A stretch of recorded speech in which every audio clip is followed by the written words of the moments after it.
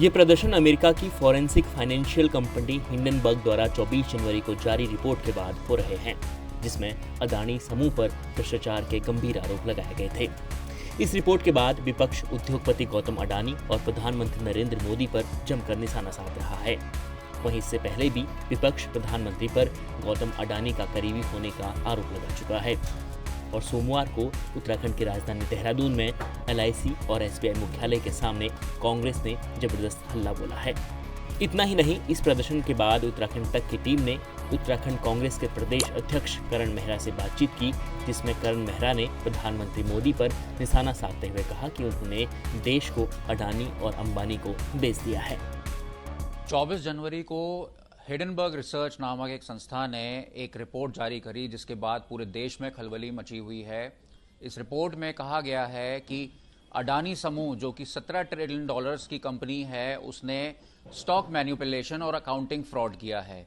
इसके बाद सारे स्टॉक मार्केट्स लगातार धराशायी होने लगे। पिछले हफ्ते सारे स्टॉक मार्केट्स नेगेटिव में चल रहे थे और शुक्रवार को स्टॉक मार्केट थोड़ा उठा, लेकिन अभी भी स्टॉक मार्केट में असमंजस का माहौल है। इन्वेस्टर्स डरे हुए हैं।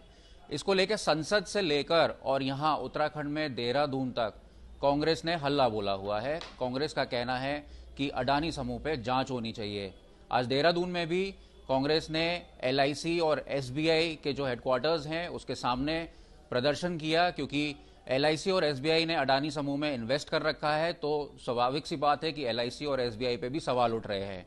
इसको लेकर हमारे साथ आज बातचीत के लिए मौजूद है उत्तराखंड कांग्रेस के प्रदेश अध्यक्ष करण मेहरा जी। उनसे बात करते हैं। मेहरा जी, आज कांग्रेस ने जोरदार प्रदर्शन किया है, तो क्या मांग कर रहे हैं आप लोग? कि 2-3 चीज़ें हैं। इस देश में इस समय बड़ी असमंजस की स्थिति है।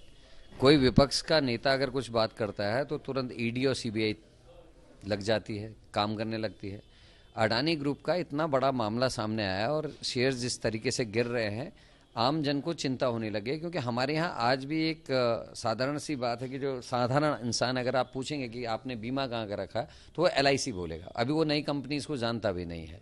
उसके अलावा बैंक में पैसे रखने की बात आएगी तो मैक्सिमम फैमिलीज़ का 90% से ज़्यादा फैमिलीज़ का पैसा SBI में होता है और लोगों का भी ये डर है कि कहीं हमारा पैसा ना डूब जाए। जिस तरीके से शेयर्स डूब रहे हैं, अन्य चीज़ें डूब रही हैं, तो ये बड़ी चिंता का विषय हम लोगों के लिए है।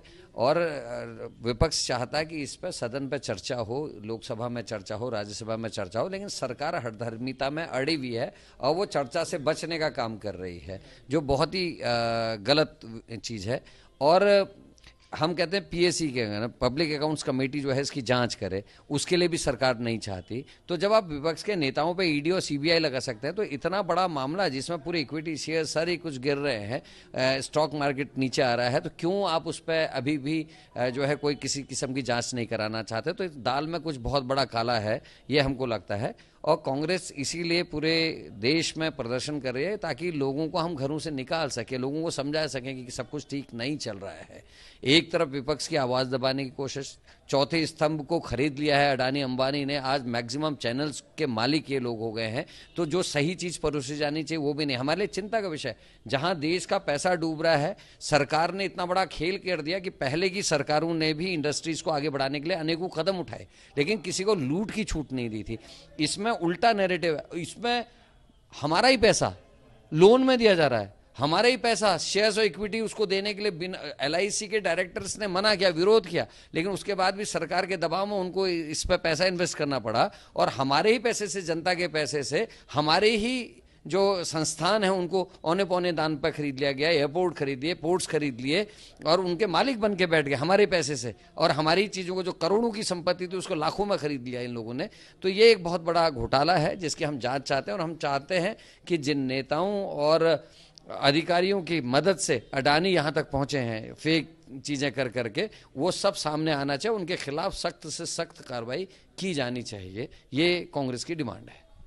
कांग्रेस तो हल्ला बोल रही है, विपक्ष भी लगातार आवाज उठा रहा है, लेकिन अभी हाल ही में गौतम अडानी ने एक वीडियो जारी किया जिसमें उनका कहना है कि हमारे फंडामेंटल्स काफ़ी स्ट्रांग है और जो हिडनबर्ग की रिसर्च जो आई है, जो ये रिपोर्ट आई है, ये देश पर हमला है। तो इसको देश पर हमला की तरह देखा जा रहा है। देखिए, क्योंकि देश तो अडानी और अंबानी को बेच दिया है मोदी जी ने, तो इसीलिए वो ऐसा कहने की हिम्मत कर पा रहे हैं।